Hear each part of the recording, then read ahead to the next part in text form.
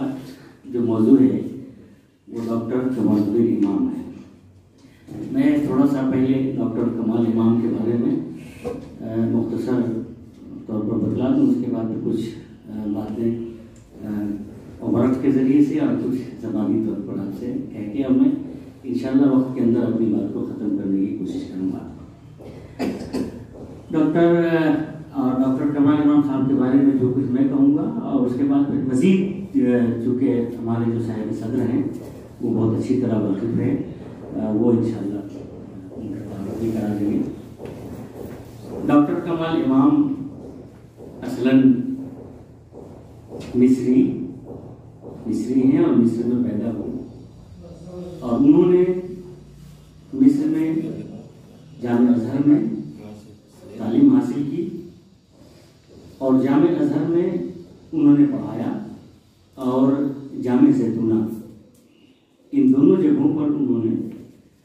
تدریسی خدمات انجام دی اور دے رہے ہیں۔ خاص طور سے جامع زیتونہ میں جو ان کا ٹاپک تھا پڑھانے کا، وہ امام شاطبی کی کتاب جو الموافقات ہے، اور اس کے بعد پھر الاعتصام،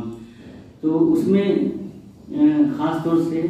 موافقات کی تدریس، چونکہ یہ خود کمال امام صاحب کے بقول یہ پوری کی پوری کتاب مقاصد شریعت کے پر ہی مبنی ہے، اور شروع سے بہت سے لوگ یہ کہتے ہیں کہ جو اس کا آخری جز ہے موافقات کا وہ مقاصد شریعت پر ہے، لیکن ڈاکٹر کمال امام کے بقول چونکہ خود ان کا تدریسی میدان شاطبی کی یہ کتاب رہی، تو انہوں نے کہا کہ نہیں، پوری کی پوری کتاب مقاصد شریعت پر ہی لکھی گئی ہے اور اسی کی تطبیقات پر مبنی ہے۔ ڈاکٹر کمال امام نے حقوق میں پی ایچ ڈی کیا، اور اس کے بعد سے جیسا کہ میں نے بتلایا ان کا یہ میدان رہا، اور خاص طور سے ڈاکٹر کمال امام نے جو مقاصد شریعت پر الگ سے یعنی موافقات کے علاوہ جو انہوں نے کام شروع کیا لکھنا، وہ دراصل ڈاکٹر عبدالعزیز جوید کے کہنے پر، جو بہت اہم وہ تھے، تو انہوں نے کہا کہ ڈاکٹر طاہر بن عاشور نے جو یہ جو سلسلہ شروع کیا وہ ڈاکٹر عبدالعزیز جوید کے کہنے پر شروع کیا، تو ان کی ایک پوری تحقیق ہے جس پر انہوں نے گفتگو کی۔ اور ڈاکٹر کمال امام صاحب ایک بات اور بھی کہتے ہیں کہ ہٹ کے جیسے اور حضرات جنہوں نے مقاصد شریعت پر کام کیا ہے، ان کے نظریات میں اور ان کے نظریات میں تھوڑا سا فرق ہے۔ بہت سے لوگ مقاصد شریعت کی ابتدا اور اس کے پر کام کی نوعیتوں کو بعد سے جوڑتے ہیں، لیکن جیسا کہ ڈاکٹر صدر زہیر صاحب نے فرمایا کہ یہ جو مقاصد شریعت کا جو اصل ابتدائی دور ہے وہ نصوص کے نزول کا زمانہ ابتدائی زمانہ ہے، اور اسی سے مقاصد شریعت وابستہ ہے، اگرچہ صحابہ کرام کے یہاں یعنی اصولی طور پر اور اصطلاح کے طور پر یہ چیز موجود نہیں ہے، لیکن ان کی اجتہادات میں اور نصوص میں وہی چیزیں موجود ہیں۔ یہ نظریہ دراصل ڈاکٹر کمال امام نے ہی پیش کیا، اور یہ کہا کہ جو مقاصد شریعت کی جو ابتدا ہوئی ہے وہ دراصل اول دن سے ہوئی جس دن سے اللہ رب العالمین کی طرف سے قرآن کریم نازل ہونا شروع ہوا۔ اسی وجہ سے وہ کہتے ہیں کہ جب بھی ہم مقاصد شریعت پر ہم غور کرتے ہیں تو ہمیں دو چیزوں کا سامنا ہوتا ہے۔ سب سے پہلے یہ کہ کوئی بھی نص ہے، چاہے وہ قرآن کریم میں ہو یا احادیث شریفہ میں، ہم کو یہ دیکھنا چاہیے کہ اس کے جو اس کا ماحصل ہے وہ کیا ہے۔ تو اس کا ایک عنوان کو دیتے ہیں کہ نصوص شریعہ کے اہداف کیا۔ تھوڑا سا آپ حضرات کو جو یہاں پر بیٹھے ہوئے علماء ہیں، میں ان کو اصول الشاشی نور الانوار کی اس بحثوں کی طرف لے جانا چاہتا ہوں، جہاں پر ہم عبارت النص، اشارت النص اور اقتضاء النص اور دلالت النص کی بحثیں ہم نے لفظی پڑھی، اس کے بعد پھر حقیقت، مجاز، صریح، کنایہ، مفسر، محکم، اور اس کے بعد خفی، مشکل، مجمل، متشابہ، یہ جو اصطلاحات ہم نے اصول فقہ میں پڑھی، تو ہم جب ان ان اصطلاحات پر جب غور کرتے ہیں جو جہاں پر الفاظ اور معنی کی جو تقسیمیں ہیں، تو جیسا کہ آپ نے پڑھا ہوگا کہ جب عبارت النص کی ہم تعریف کرتے ہیں تو ہم یہ کہتے ہیں کہ کبھی یہ کہتے ہیں کہ الکلام موثق لاجلی یا موثق الکلام لاجلی، دونوں کا جو لفظی اور گرامری ایک ہی مطلب ہے. تو موثق الکلام لاجلی یعنی کسی یہ کہتے ہیں کہ عبارت النص کا مطلب یہ ہے کہ جو حکم اللہ کی طرف سے آیا ہے یا جو عبارت ذکر کی گئی ہے، یعنی جس چیز کے لیے ذکر کی گئی ہے وہ عبارت النص ہے کہتے ہیں. تو ڈاکٹر کمال امام کہتے ہیں کہ اگر ہم ان بحثوں کو جو ہمارے ہاں اصول فقہ میں درج ہیں، جو ہم نے پڑھا ہے، اس کو دیکھتے ہیں اور پھر کمال امام کی تشریحات، اس کے نظریات کو دیکھتے ہیں، تو کہتے ہیں کہ پورے جو نصوص کا جو مجموعہ ہے کتاب اللہ اور سنت رسول اللہ کی شکل میں، اس کے اندر 3 چیزیں ابھر کے آتی ہیں. وہ کیا؟ وہ سب سے پہلی چیز کہتے ہیں مصالح، یعنی کوئی بھی حکم شریعت کا، چاہے اللہ رب العالمین نے اس کا حکم دیا ہو کرنے کے لیے یا اللہ رب العالمین نے اس سے منع کیا، وہ بندے کی مصلحت سے خالی نہیں ہے. یعنی اس کو اگر اصولی زبان میں اگر آپ ذکر کریں گے تو یعنی جلب منفعت جسے ہم کہتے ہیں کہ جس سے بندوں کو کی زندگی میں اس کو حاصل ہونے والی مصلحت، منفعت، یا ایسی چیز جس سے کہ اس کو زندگی میں نقصان پہنچ سکتی تھی یا پہنچ سکتی ہے حیات میں، اس سے دور کرنا اور منفعت کو حاصل کرنا. سب سے پہلے کسی بھی نص کا یہ مقصد نکل کے آتا ہے. اس کو یہ کہتے ہیں یعنی یہ عنصری ہے، یہ مقصد ہے عنصری ہے کسی بھی نص کا. جیسا کہ ابھی آپ کے سامنے ایک مثال پیش کی گئی روزے کے بارے میں. اللہ تعالیٰ نے حکم دیا روزہ رکھیے، اور روزہ رکھنے کا فائدہ کیا ہوگا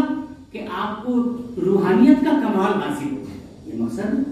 اور اسی طرح سے نماز کا ذکر آیا، میں مثالوں کو چھوڑ دوں تاکہ میرا وقت بچ جائے. جیسا کہ ڈاکٹر صاحب نے بتایا کہ نماز اس لیے کہ آپ نہ کریں، یہ مقصد. اسی طریقے سے تمام نصوص کو اگر آپ دیکھ لیں تو گویا شراب کی حرمت، اس کے بعد پھر یعنی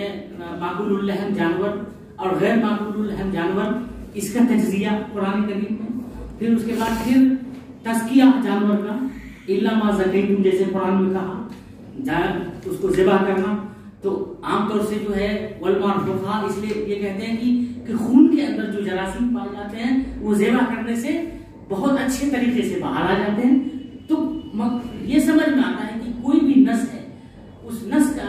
جو عنصری پہلو ہے، بنیاد ہے اس کی، وہ منفعت ہے یا مضرت کو دور کرنا یا بندے کی مصلحتوں کو پیش نظر رکھنا، ایک چیز. دوسری چیز یہ کہتے ہیں کہ کسی بھی نص کے اندر، یہ ڈاکٹر کمال امام کی بات ہے، ڈاکٹر کمال امام یہ کہتے ہیں کہ اس کا جو دوسرا پہلو ہوتا ہے کسی بھی نص کا، وہ یہ ہوتا ہے کہ ہر حکم علت پر مبنی ہوتا ہے کسی نہ کسی، یعنی وجہ من الوجوہ، کسی بھی وجہ پر مبنی ہوتا ہے. مثال کے طور پر اللہ کے رسول صلی اللہ علیہ وسلم کو حکم ہوا مثلا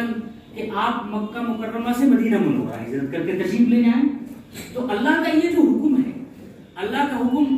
2 چیزوں پر مبنی ہو سکتا ہے.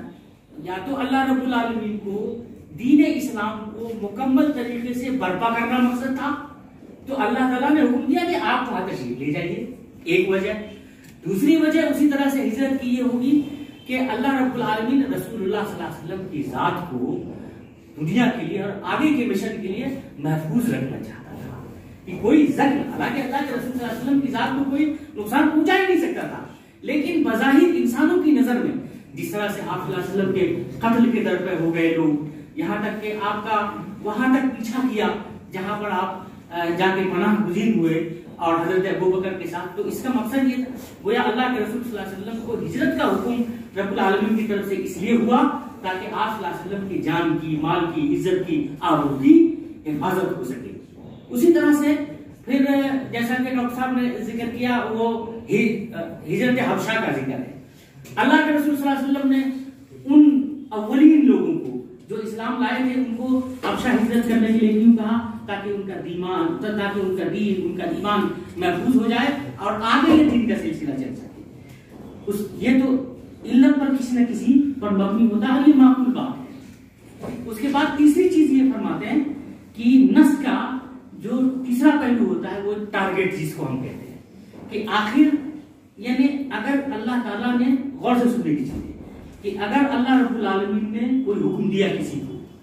تو یہ دیکھنا ہوگا کہ اس کا ریئیکشن کیا ہوگا سماج کے اوپر۔ اس کو فقہا معالات کہتے ہیں،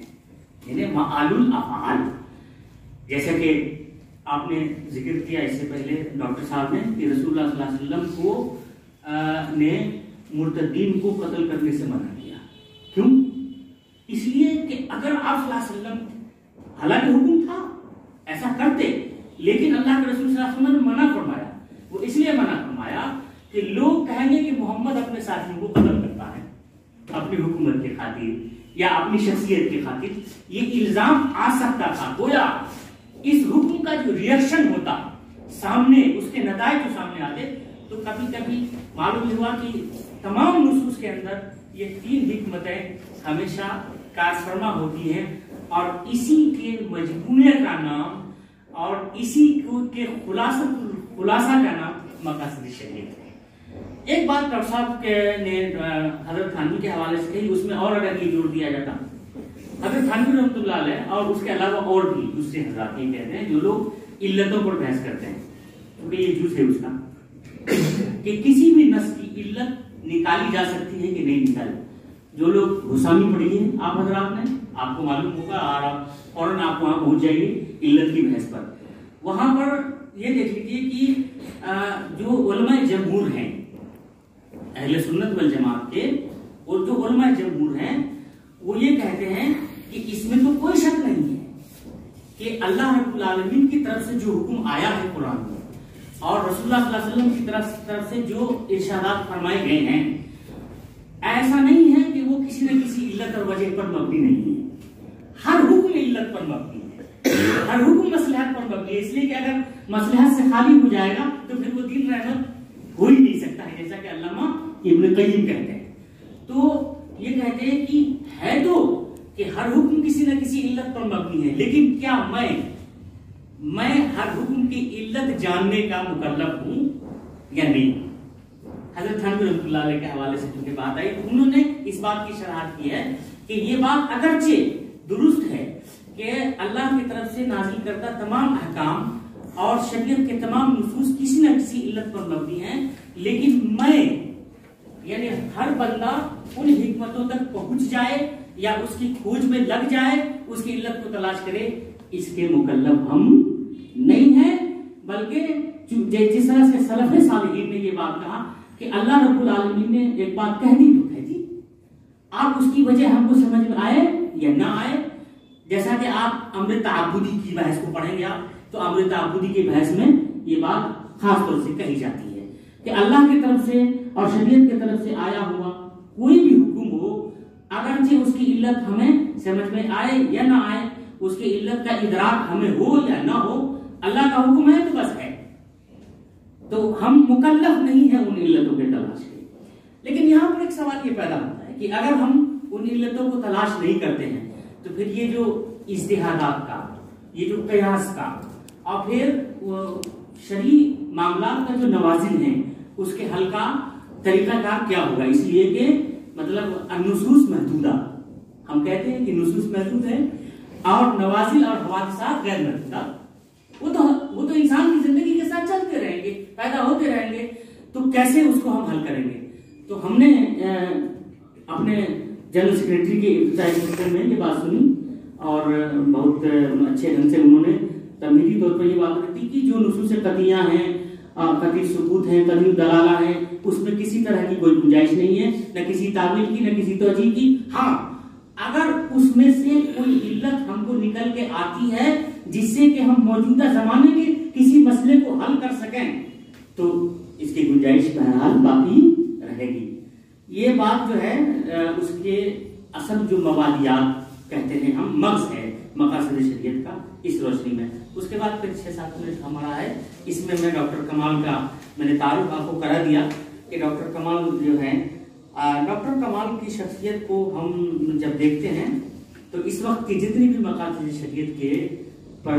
جن لوگوں نے کتابیں لکھی ہیں، میں تو کسی کے اوپر کسی کو فضیلت نہیں دیتا ہوں، لیکن ہمیشہ یہ دیکھنے میں آتا ہے کہ ایک انسان کی اور کسی کی شخصیت کا تعلق اس کے کام اور اس کے عمل سے ہوتا ہے۔ ڈاکٹر کمال کی بھی تقریباً 30 سے زیادہ کتابیں حقوق، قانون، تشریع اسلامی اور مقاصد شریعت پر موجود ہے، اور جیسا کہ ڈاکٹر طاہا جابر ہیں اور دوسرے لوگ ہیں، بہت سے لوگ ہیں، لیکن ڈاکٹر کمال امام کا آپ کے لیے میں بتلانا چاہتا ہوں، ڈاکٹر کمال جو ہے اسم با مسمى ہے، ان کا نام بھی محمد کمال الدین امام ہے اور ان کا کارنامہ بھی کمال کا ہے، دونوں نے مل کے ان کو کمال کی شخصیت بنا دیا ہے۔ وہ اس طرح سے کہ اگر آپ ڈاکٹر کمال کی تمام کتابوں کو چھوڑ دیں، ڈاکٹر کمال کی صرف ایک کتاب الدلیل الارشادی کو دیکھیں، الدلیل الارشادی مقاصد شریعت کا ایک ایسا انسائکلوپیڈیا ہے جو 10 جلدوں پر مشتمل ہے، اس کی 10 جلدیں ہیں، اور ایک جلد انسائکلوپیڈیائی سائز جو دیوانی ہوتا ہے، دیوانی سائز میں ہے،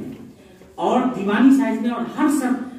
جلد کی جو ضخامت ہے، کسی کی 700 صفحات ہے، کسی کی 650 صفحات ہے، کسی کی 750، کل ملا کر کے 6816 صفحات پر یہ دیوانی سائز میں انسائکلوپیڈیا موجود ہے، جس میں صرف پہلی جلد جو دلیل الارشادی کی ہے اس میں تقریباً کم و بیش 228 کتابوں کا جو مقاصد شریعت پر چھوٹے بڑے رسالے ابتدا سے لے کر کے آج تک اور عنوانات کا اور اس کا انہوں نے اس میں احاطہ کرنے کی کوشش کی ہے، اس کا تعارف کرایا۔ اسی طریقے سے پھر دوسری جلد، پھر تیسری جلد، چوتھی جلد، تو اگر یہ الدلیل الارشادی انسائکلوپیڈیا کا یعنی مقاصد شریعت کا ایک ایسا انسائکلوپیڈیا ہے جو مقاصد شریعت پر لکھی گئی تمام چھوٹی چھوٹی کتابیں، کسی کے پاس اگر اس کو حاصل کرنے کی صلاحیت نہ ہو تو پھر وہ دوسری کتابوں کو لے سکتا ہے، چاہے ڈاکٹر بن بھیا کی کتاب کو لے لے، ڈاکٹر سلیم اوغا کی کتاب کو پڑھ لے، جمال الدین عطیہ کو پڑھ لے، اس طرح سے تو پڑھ سکتا ہے، لیکن اگر کسی کے پاس الدلیل الارشادی اگر موجود ہے المقاصد شریعہ پر تو پھر وہ تمام کتابوں سے بے نیاز کر دیتی، اور یہ کتاب انہوں نے جس طرح سے جس دقت نظر کے ساتھ اور جس جافشانی کے ساتھ انہوں نے اس کو تحریر کیا ہے وہ بہت ہی مطلب ایک کمال کی چیز ہے، جو ڈاکٹر کمال امام کے علمی، فکری، مقاصدی اور اجتہادی ان کے کمال کو واضح کرتا ہے۔ آخر میں ایک صفحہ پڑھنے کی سنت ہے جو ہم بھی پڑھ دیتے ہیں، ہم نے ایسے تعارف میں نے کرا دیا ہے۔ ہمارے پاس جو مقالہ تھا اس میں سب سے پہلے ہم نے بھی مقاصد شریعت کا ایک ہلکا سا تعارف کرایا تھا، اس کے بعد پھر جس میں خاص طور سے امام غزالی پر جو ہے ڈاکٹر کمال امام یہ کہتے ہیں کہ اس کی جو پوری بنیاد ہے دراصل وہی امام جوینی کی کا جو ہے امور ضروریہ، امور حاجیہ، امور تحسینیہ، اور اس کے بعد پھر اسی کو امام غزالی نے ارکان خمسہ، حفظ جان، حفظ مال، حفظ دین، حفظ نسل، اس پر انہوں نے ترتیب دیا۔ اس کے بعد پھر دو بات جو ہے کمال امام کہتے ہیں کہ اگر مربوط طور پر دیکھا جائے تو میرے نزدیک مقاصد کے 3 اہم بنیادی عناصر علم کلام پر محیط ہے۔ نمبر 1، خواہ اس کا تعلق علت سے ہو یا کلامی فرقوں کے درمیان واقع ہونے والے جدل و مناظرے سے ہو، کیونکہ ان کے درمیان اس جدل کی بنیاد ہی مبدأ علت اور اس کے مشمولات ہیں۔ دوسری چیز وہ یہ کہتے ہیں کہ یہ علم اصول کے ان تمام امور پر محیط ہے جن کا تعلق مصلحت سے ہے، جیسا کہ میں نے آپ کے سامنے رکھا تھا۔ اور تیسری چیز وہ کہتے ہیں کہ مقاصد شریعت فقہ کے ان تمام مسائل اور احکام کو محیط اور اس پر بحث کرتا ہے جو مولات الافعال سے تعلق رکھتے ہیں۔ اس کی تشریح بھی میں نے آپ کے سامنے رکھی۔ ڈاکٹر کمال امام کی زبان میں مختصر اس بات کو کہا جائے تو پورے مقاصد شریعت کا جو خلاصہ نکلتا ہے فلسفہ، وہ علم کلام اور فکر و فلسفہ کے تناظر میں علم مقاصد شریعت ایک فکری قانون ہے، ٹوٹل جو وہ کہتے ہیں کہ یہ ایک فکری قانون ہے جس کو پیش نظر رکھے بغیر کوئی بھی آج کے زمانے کا تشریح کا مطلب یہ کہ قانون سازی کا عمل اس کو انجام نہیں دیا جا سکتا۔ اصول فقہ کے تناظر میں دیکھا جائے تو مقاصد شریعت دیگر ادلہ شریعہ کی طرح استنباط احکام کے لیے ایک دلیل اور اصول شریعت طریق تفسیر اور قاعدہ ترجیح ہے، اور فقہی قاعدہ تنزیل میں جس کا تعلق مفسدہ اور مصلحہ جس کی تعین زمان و مکان کے مقتضا کے تحت ہوتی ہے کے پس منظر میں دیکھا جائے تو یہ ایک حکم کی علت ہے جسے اصول فقہ میں تحقیق مناط کہا جاتا ہے، اس کو ہم چھوڑ دیتے ہیں۔ اس کے بعد پھر اگلا جو ہے مقاصد شریعت کے نام کئی ہیں، تو سن لیجئے تاکہ کنفیوژن نہ ہو۔ مقاصد شریعت کے تقریباً 7 نام ہم کو ملے ہیں۔ مقاصد شریعت نمبر 1، علت نمبر 2، قیم الشریعہ نمبر 3، اسرار الشریعہ نمبر 4، الفکر الاسلامی جدید نام ہے۔ اس کے بعد پھر فلسفۃ التشریع، اسی کو بولتے ہیں، اور مقاصد شریعت، پھر معالات الافعال، یہ سب کے ضمن میں ذکر کیا جاتا ہے۔ لیکن ایک بہت حیرت انگیز بات مجھ کو سمجھ میں آتی ہے، بار بار حضرت شاہ ولی اللہ کا ذکر آتا ہے کہ پورے یہ مقاصدی علماء، ہم بار بار اس کا ذکر کرتے ہیں کہ جبکہ بڑے بڑے مطلب جبال علم نے عرب کے حجت اللہ اور حضرت شاہ ولی اللہ رحمۃ اللہ علیہ کے تقریب شریعت اور مقاصد شریعت کو تسلیم کیا، لیکن اس کے باوجود بھی یہ جو مقاصد شریعت پر جو جدید کتابیں آئی طاہر بن عاشور کے بعد، ان میں سے کسی نے بھی کسی کتاب میں، میری معلومات ہے، اگر حضرت کو صاحب صدر کو معلوم کو اشارہ کریں گے، کسی نے بھی حضرت شاہ ولی اللہ رحمۃ اللہ علیہ کے مقاصد شریعت کا نہ تو حوالہ دیا ہے، نہ کسی نے ان سے استفادے کا کہیں ذکر کیا ہے، نہ ٹچ کیا ہے۔ یہ بات مجھے بڑی عجیب سی لگتی ہے، پتہ نہیں ایسا کیوں ہوا ہے انہوں نے کیا۔ بہرحال وہ میں مرحلہ کو چھوڑ دیتا ہوں، اور آخری میں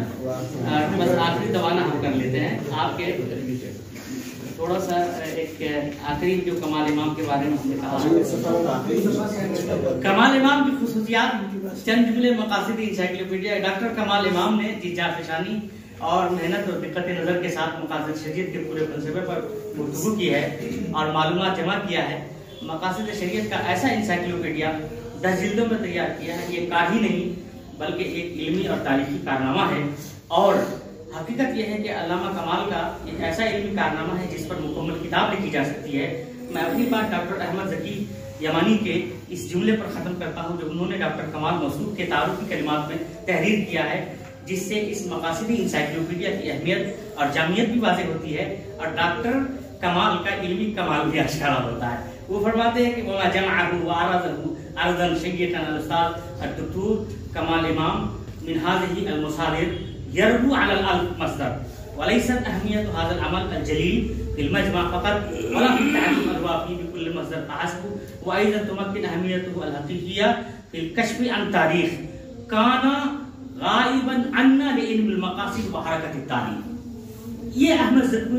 ذکی کے الفاظ ہیں کہ ان کا جو کارنامہ ہے وہ یہ ہے کہ ایسی تمام چیزیں جو مقاصد شریعت پر لکھی گئی تھیں اور ہماری نظروں سے اوجھل ہو گئی تھی، ڈاکٹر کمال امام نے اپنے کمال کے ذریعے سے ان تمام چیزوں کو اس انسائکلوپیڈیا میں جمع کر دیا ہے۔ ہم سب اور آنے والی نسلیں ڈاکٹر کمال امام کی احسان مند رہیں گی۔ اللہ رب العالمین ڈاکٹر کمال کے اس انسائکلوپیڈیا اور ان کی علمی خدمات کو شرف قبولیت عطا فرمائے۔ وآخر دعوانا الحمدللہ رب العالمین۔ وقت کی زیادہ